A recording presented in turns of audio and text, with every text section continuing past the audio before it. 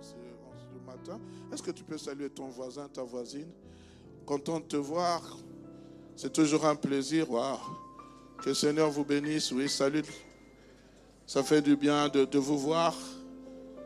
Wow.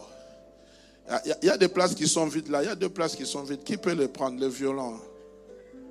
Il y a des places qui sont vides. Il faut les remplir. Que Dieu soit béni. Aujourd'hui, j'aimerais parler d'un thème qui m'est monté à cœur. J'aimerais, si vous avez apporté vos Bibles ou vos smartphones ou vos tablettes, nous allons lire un passage qui se trouve dans Matthieu chapitre 6, à partir du verset 25 jusqu'au verset 32. Aujourd'hui, le thème de mon message, c'est lorsque les inquiétudes arrivent ou lorsque les inquiétudes s'invitent dans nos vies. Et j'aime beaucoup Jésus-Christ. À peine commence-t-il son ministère, il est sur cette montagne. Il est en train de parler. On appelle cela les sermons sur la montagne, où Christ parlera des béatitudes, où il parlera sur le jeûne, sur la prière. Mais il va aussi aborder ce sujet, les inquiétudes. Il parlera des inquiétudes. À peine commence-t-il son ministère, il est en train de poser les bases du royaume de Dieu. Mais il va aborder ce sujet. Il va parler des inquiétudes pendant quelques minutes ou quelques heures. Mais Matthieu les a résumés en quelques versets. Parce que lorsque vous lisez la Bible, je pense que c'est Jean qui a dit, Jésus-Christ a fait tellement de miracles, tellement de choses que si on pouvait les écrire, ce serait difficile. Et Matthieu a voulu synthétiser ce que Christ a dit par rapport aux inquiétudes. Et c'est Christ qui est en train de parler. Il dit, c'est pourquoi je vous dis, ne vous inquiétez pas. Matthieu chapitre 6, si vous pouvez me mettre ça au tableau. À partir du verset 25. C'est pourquoi je vous dis, ne vous inquiétez pas sur votre vie, pour votre vie, de ce que vous mangerez, ni pour votre corps, de quoi vous serez vêtus. La vie n'est-elle pas plus que la nourriture et le corps plus que le vêtement? Regardez les oiseaux du ciel, ils ne sèment ni ne moissonnent, ils n'amassent rien dans leur grenier, et votre Père céleste les nourrit. Ne valez-vous pas beaucoup plus qu'eux? Qui de vous, par ses inquiétudes, peut ajouter une coudée à la durée de sa vie? Et pourquoi vous inquiétez au sujet du vêtement?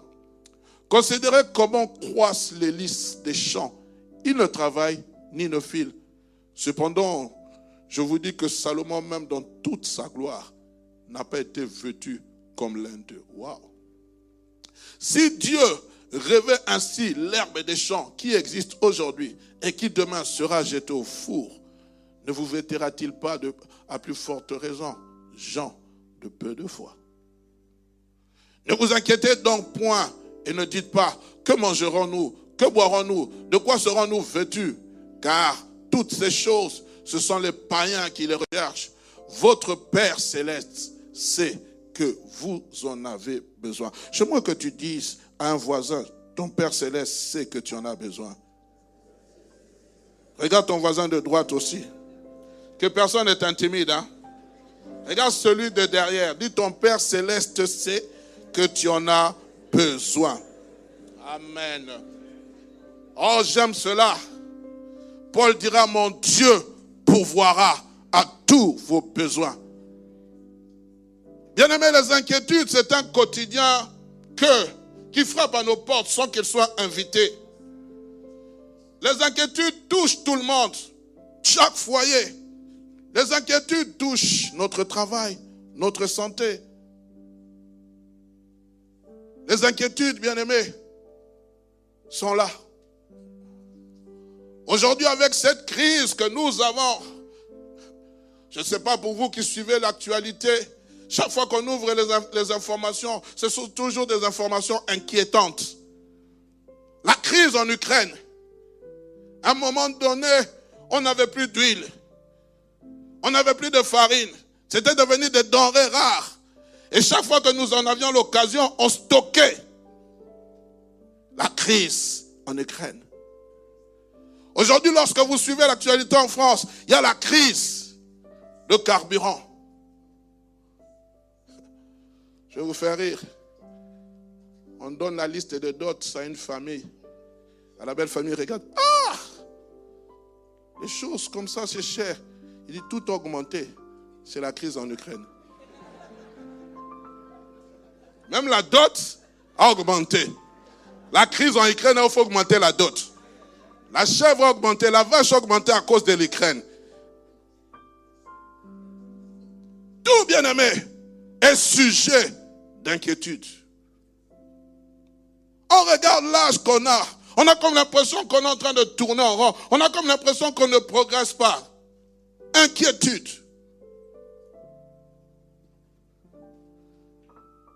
Et que dois-je faire en tant que chrétien? Quelle doit être mon attitude vis-à-vis de cela? Comme je le disais, s'il y a une chose dont nous devons faire face, bien aimé, c'est la crise. Elle touche toutes les couches de la société. Celui qui a l'argent comme celui qui n'a pas. Celui qui a l'argent s'inquiète comment maintenir son standing de vie. Celui qui n'a pas est en train de chercher comment trouver l'argent. Le cœur de l'homme est tellement insatisfait. Les riches s'enrichissent. Les pauvres s'appauvrissent.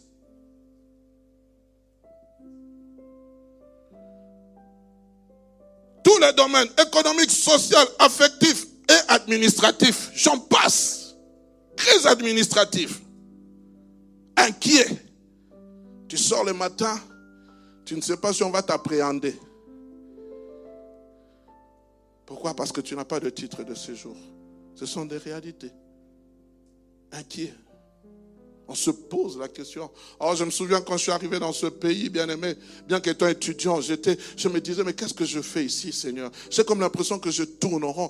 Malgré, tu as des promesses de Dieu. Dieu t'a parlé. Dieu t'a dit, avec Dieu, tu feras des exploits. Alléluia! Tu cries, même un moment, tu rentres en toi-même, tu es en train de réaliser. Tu commences à regarder, Seigneur, qu'est-ce qui se passe dans ma vie? L'inquiétude, bien aimé, si vous voulez une définition, c'est un état affectif, c'est-à-dire ce qui concerne les sentiments et qui touche le plus profond de notre âme. Un état affectif pénible causé par la crainte, l'appréhension et l'incertitude. L'inquiétude, bien aimé, cause des maladies. On devient angoissé, on devient anxieux. Il y a un mot que j'ai découvert en venant dans ce pays, le stress. Mais ça traverse aussi la frontière, c'est en Afrique aussi. Le stress. J'ai un ami qui venant ici dans ce pays, étudiant, il me dit une fois, je suis en train de me peigner, je peignais mes cheveux comme ça, je vois mes cheveux tomber. Prise de panique, je vais chez le médecin me dit, c'est le stress, monsieur. Waouh! Aujourd'hui, quand je le regarde, il est à moitié chauve.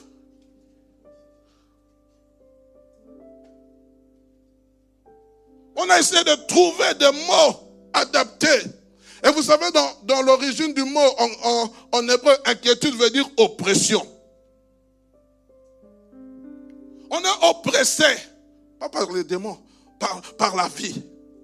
Quand nous écoutons nos parents, lorsqu'ils nous parlent de la vieille époque, oh, j'aimerais rester au franc belge. Le franc belge, c'était mieux que l'euro. Oh, à notre époque, on pouvait, avec l'argent qu'on gagnait, nous étions des fonctionnaires. Aujourd'hui, même les fonctionnaires qui travaillent, à un moment donné, leur cotisation, à la fin, leur retraite ne permet même pas de nouer les 2 bouts du mois. Ils sont obligés d'aller à la cantine populaire. Ils sont obligés d'aller au resto du cœur. Il dit, j'ai cotisé toute ma vie pour en finir là. Il y a d'autres par orgueil qui se suicident. Parce qu'ils n'arrivent pas. Inquiet. On cherche un moyen sur lequel s'appuyer. Bien-aimé, sur son travail. Je me souviens à l'époque, aujourd'hui on parle de SN, mais lorsque Sabena avait fait faillite, combien de pilotes ne se sont-ils pas suicidés? Combien de gens ne sont-ils pas tombés en dépression? Pourquoi? Ils étaient inquiets par rapport à leur lendemain. Ceux qui avaient un salaire mirobolant, un salaire avec lequel ils avaient pris des crédits de voiture, des crédits de maison, ils ne savaient plus vers quel sens se vouer, inquiets par rapport à leur lendemain, ne sachant où tourner la tête. Mais j'aime ce que le psalmiste dit, je lève mes yeux vers les montagnes, d'où me viendra le secours? Mais lui-même trouvera la réponse. Le secours me vient de l'Éternel, qui a fait les cieux et la terre. Oh bien-aimé, l'inquiétude frappe à notre porte. Mais quelle attitude devons-nous avoir, nous, en tant que chrétiens? L'inquiétude est une expression de notre crainte par rapport à l'avenir. L'avenir semble être certain. Quelquefois, je m'assieds, je regarde l'âge que j'ai, je regarde mes enfants grandir. Et quelquefois, je fais cette prière au fond de mon corps. Seigneur, donne-moi la force de voir ces enfants réussir dans leur vie. J'aimerais tant, mon rêve c'est de prendre ma fille, l'amener devant l'officier de l'état civil, devant le pasteur, vers son futur mari. C'est mon rêve de toucher dans mes bras ma première petite fille. Ça, c'est mon rêve. Et quand je le toucherai, je pourrai dire au Seigneur, prends-moi. Et Dieu est tellement souverain, il sait ce qu'il fera. Et c'est mon rêve.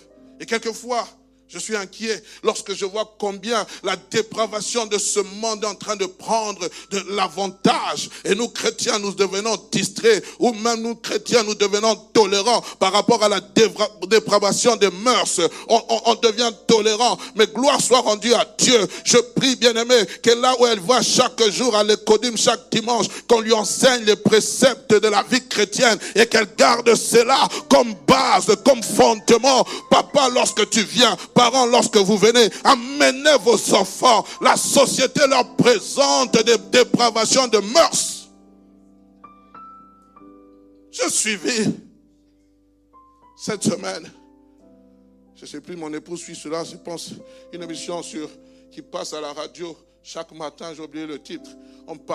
Doit-on parler de la sexualité? Quand doit-on commencer à parler de la sexualité à l'école?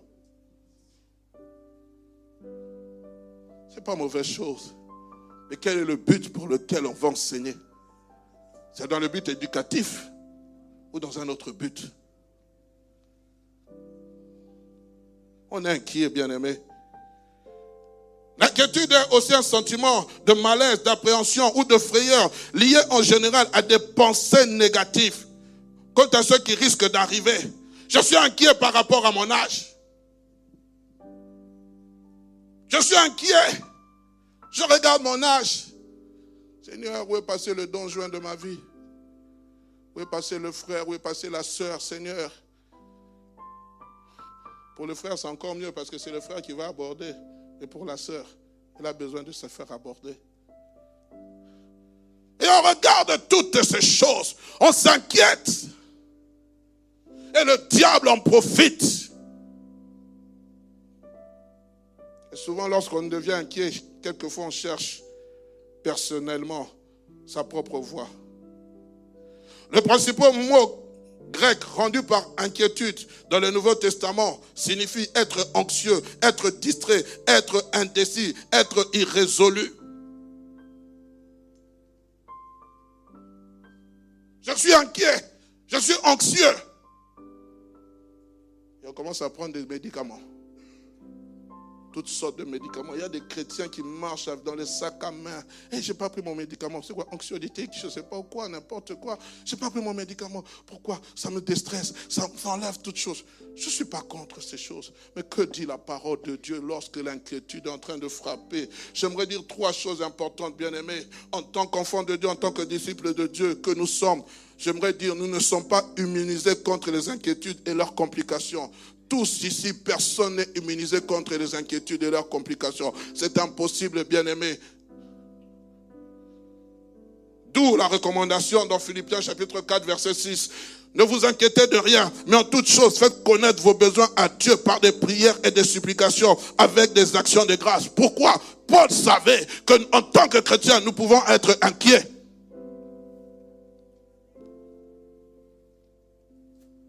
On n'est pas immunisé. Non, moi, tout va bien. Tout va bien. Frère, tout va bien. Je ne dis pas parce que tu es un homme de peu de foi. Mais à un moment donné, même le Fils de l'homme, j'en parlerai. La Bible dit, c'est lui qui, dans les jours de sa fin, alors qu'il était arrivé, il savait que devant lui, il devait affronter ce grand combat face à la croix. La Bible dit, il a prié, avec frayeur, il a prié, il était là, il était inquiet. Si Jésus était inquiet, nous aussi nous pouvons être inquiets. Ce n'est pas un manque de foi. Mais le problème, ce n'est pas de demeurer dans cette inquiétude-là. Oui, je peux être inquiet. Lorsque je reçois un bilan médical, on est en train de dire, nous constatons que dans votre sang, il y a certaines anomalies. À un moment donné, je peux être inquiet. David revient du combat. Non, il devait aller combattre. Il était, je pense que c'est dans Samuel chapitre 29, il devait aller combattre, bien aimé, à côté des Philistins, alors les Philistins ont refusé qu'il combatte à ses côtés. Il rentre chez lui avec tous ses vaillants hommes. Il trouve qu'on avait apporté ces deux femmes. On avait tout pris. Toute la ville où ils habitaient était pillée. Trouvez-moi ce passage, s'il vous plaît. Je ne l'ai pas mis. Alors que tout le monde était en train de pleurer. Leurs enfants, leurs femmes, tout. La Bible dit à un moment donné, David sentit une grande frayeur parce que le peuple voulait le lapider. On cherchait à le lapider. On cherchait, il était inquiet. Le grand roi, le grand leader se retrouve face à ces hommes, des hommes qui n'avaient ni foi ni loi, des hommes qui étaient des rebelles, qui avaient fui Saoul. Il se retrouve tout tremblant. 1 Samuel 30, trouvez-moi ce passage. Mais ce que j'aime, la Bible dit, David reprit courage en s'appuyant sur l'Éternel. Il était inquiet. C'est 1 Samuel 36. Merci. David, 30. David fut dans une grande angoisse, car le peuple parlait de... Mettez-moi un peu, montez un peu plus haut. Les deux femmes de David étaient amenées, Achinoam de Zéréel, Abigail de Carmel, femme de Nabal, verset 6. David fut dans une grande angoisse, car le peuple parlait de le lapider, parce que tous avaient de l'amertume dans l'âme, chacun à cause de ses fils et de ses filles. Mais David reprit courage en s'appuyant sur Dieu. Il fut dans une grande angoisse, il fut inquiet. Pourquoi? Parce que le peuple voulait le lapider. Bien aimé, l'inquiétude peut être là.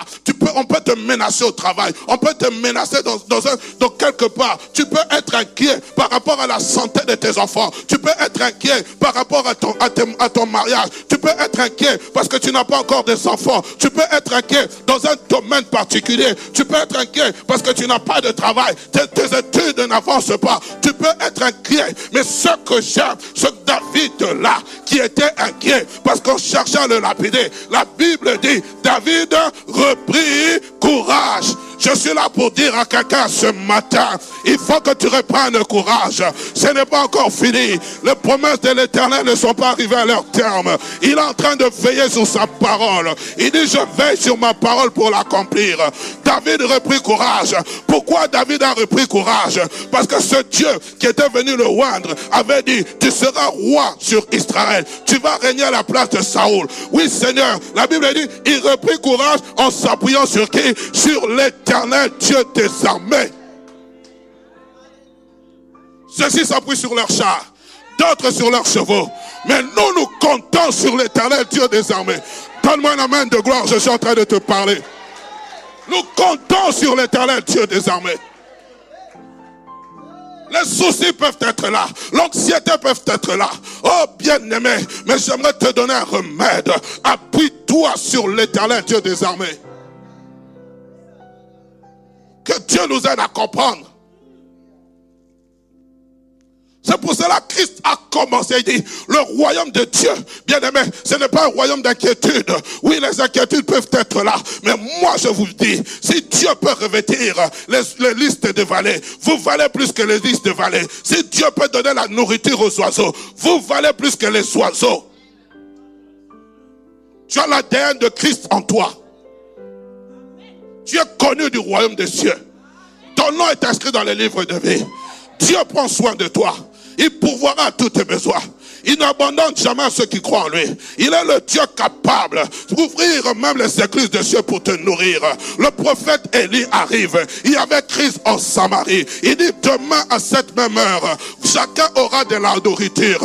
Le celui qui se tenait à côté du roi dit, même si Dieu ouvrait une fenêtre dans les cieux, j'aimerais te dire, Dieu est capable d'ouvrir une fenêtre dans les cieux. Pour toi, il est capable. Je te parle à toi. Oui, tout semble être bloqué. Le Dieu que je sers est capable d'ouvrir. Oh, je prie au nom de Jésus qu'il le fasse pour quelqu'un ce matin. Qu'il le fasse pour quelqu'un ce matin. Donne-moi un amen, je te parle. Qu'il le fasse pour toi, qu'il t'ouvre une porte qui n'était jamais été ouverte, une porte accessible, là où l'ennemi ne pourra pas entrer. Lorsque l'ennemi voudra entrer, il verra l'ange de l'Éternel avec une épée. Il dit tout le monde peut passer, sauf toi. Oh Dieu, donne-moi cette force de comprendre que tu ne donnes une sommeil. Le Dieu qui parle, il agit. Ce que sa bouche proclame, sa main droite aussi l'accomplit. Je viens dire à quelqu'un, un héros qui semble être endormi, qui semble être découragé, reprends courage. Va, fortifie-toi, prends courage. Il y a encore des conquêtes à faire. Ce n'est pas fini. Oh, j'aime. Élie se retrouve en dépression. Élie se retrouve en inquiétude. Jézabel lui a envoyé un message. Il est en train de déprimer. Il est en train de dire, Seigneur, c'en est assez. Prends-moi la vie. Retire-moi la vie. Mais au lieu que Dieu le retire la vie, Dieu va lui envoyer un ange. Je prie que Dieu puisse t'envoyer un serviteur, qui t'envoie quelqu'un pour te fortifier. Élie était endormi. Et l'ange va lui dire, bois, mange, car le chemin est encore trop long. J'aimerais dire à quelqu'un, le chemin est encore trop long. Tu n'as pas encore parcouru la moitié de ton chemin. Ce n'est pas le moment de t'arrêter en route. C'est le moment de continuer ta marche. Et la Bible dit, avec la nourriture, la force que lui donna cette nourriture, Élie marcha 40 jours et 40 nuits jusqu'à la montagne de Dieu Horeb. Et là, il va recevoir des instructions. Il y a des instructions qui t'attendent quelque part. L'inquiétude ne peut pas barrer ton chemin. Oh, je parle à quelqu'un ce matin. Oh, je prie que tu te lèves et que tu dises, gloire soit rendue avec Dieu. Avec Dieu, je ferai des exploits. Avec Dieu, je triompherai. Avec Dieu, je m'appuie sur celui qui est capable. Je m'appuie sur celui qui peut, au-delà de toutes choses, qui peut te donner au-delà de toute mesure.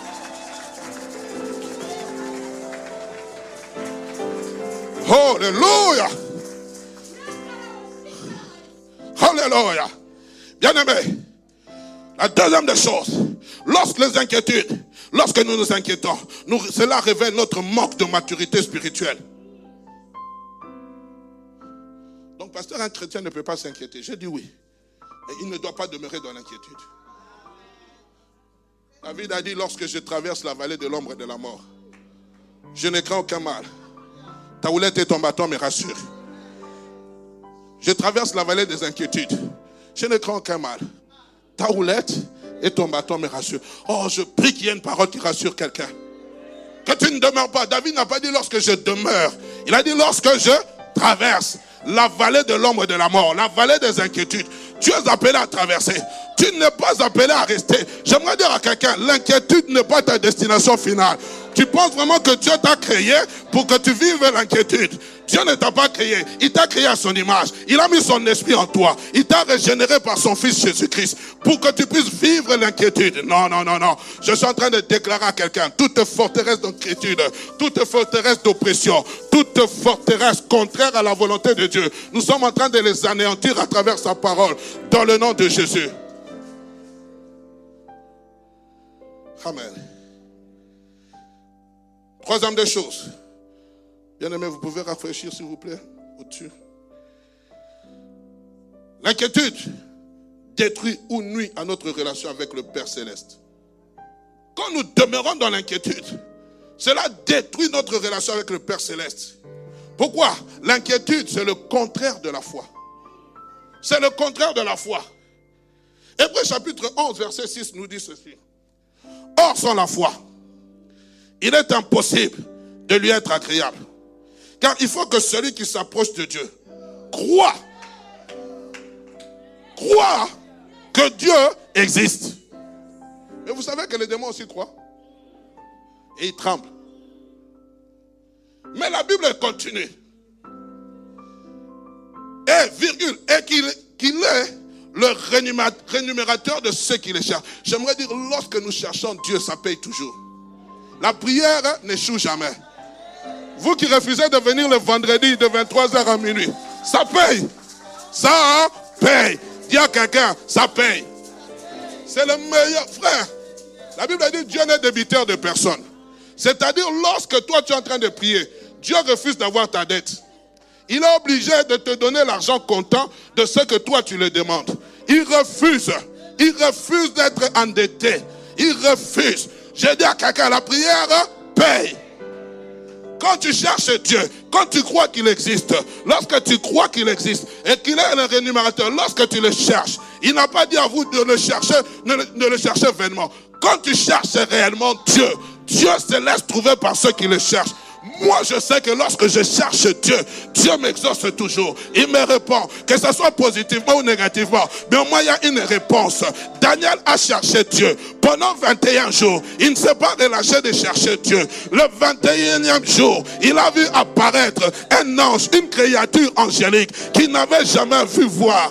La Bible dit, il était saisi de foi. Il tremblait. Mais lorsqu'il a dit, Daniel, bien-aimé, dès l'instant où tu as eu à cœur de comprendre, bien-aimé, de comprendre, la parole de Dieu t'a été envoyée. Oh, pasteur, mon cas passe inaperçu. Qui t'a dit ça passait inaperçu? Le tout dépend des temps et des circonstances. J'aimerais dire à quelqu'un, sois dans la position de recevoir ce que tu attends depuis longtemps. Je parle à quelqu'un. Alléluia. Bien-aimé, les inquiétudes contaminent notre foi. Et cela, quelquefois, malgré les paroles d'encouragement que nous recevons. Nous disons Amen. Mais lorsque nous sortons, nous rentrons dans les réalités. Nous rentrons dans les réalités. Parce que tu as bien prêché, enfant ou pas enfant, ma vie dépend de Jésus. Et de toute façon, on avait fait 13 ans sans enfant. On a continué à servir le Seigneur. Et Dieu s'occupe de ceux qui le servent. Commence à servir Dieu.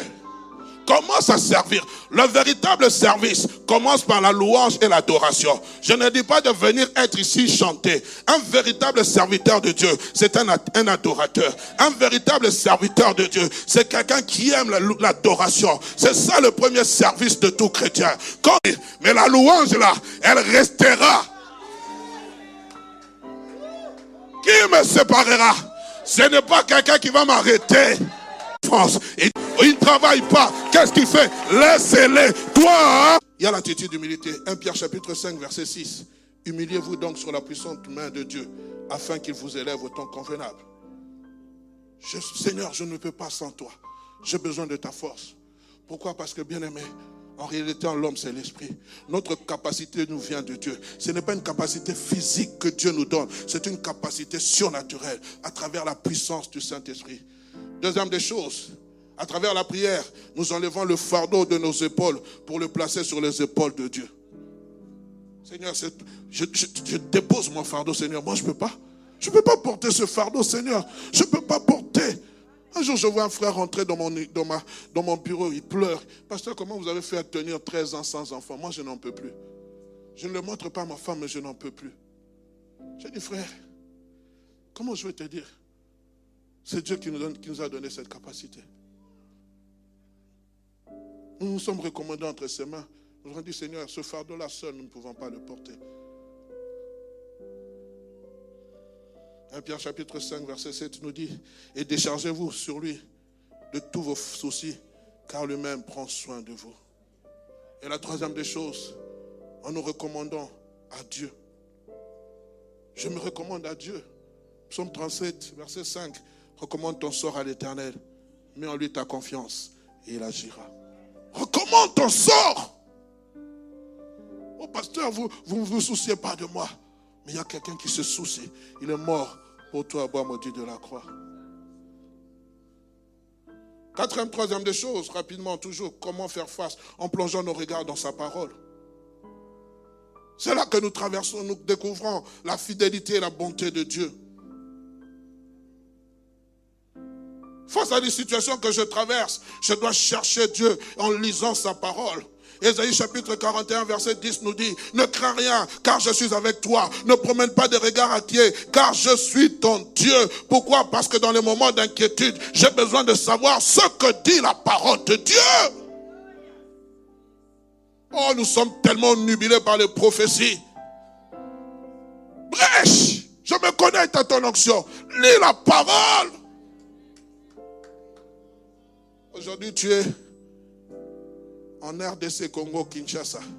Demain, tu es en Haïti. Après-demain, tu es à Paris. Après, tu vas aux États-Unis, à travers les réseaux sociaux. Mais quand est-ce que tu prends le temps de plonger tes regards dans les Saintes Écritures?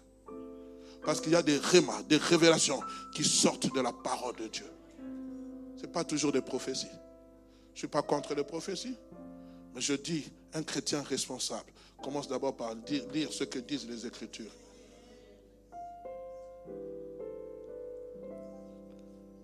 Et en quatrième lieu, en faisant du royaume de Dieu notre priorité. Jésus nous montre aussi que notre inquiétude est une question de priorité. Nous nous inquiétons à chercher à nous nourrir, à nous vêtir, à dominer sur notre avenir, au lieu de nous concentrer sur ce qu'il y a de plus important. C'est ce qu'il va dire dans Matthieu 6, 33. Cherchez premièrement le royaume de Dieu, le royaume et la justice de Dieu. Et toutes ces choses vous seront données par-dessus tout. Quand tu fais de Dieu ta priorité, Dieu s'occupera de tout ce que tu as besoin. Tout, je vous le dis. Tout. L'homme qui vous parle sait de quoi il parle.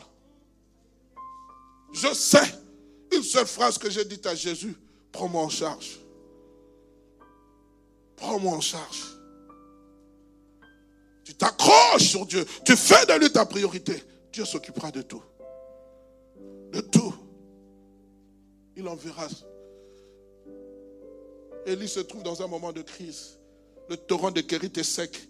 Mais Dieu dit, j'ai ordonné à une veuve, va à Sarepta. J'ai ordonné à une veuve à te nourrir là.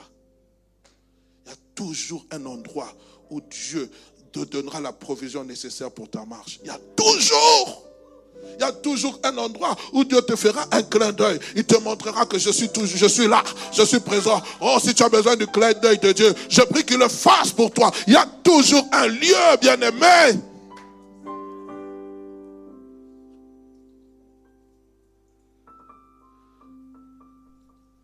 La parole de Dieu produit une profonde confiance en Dieu.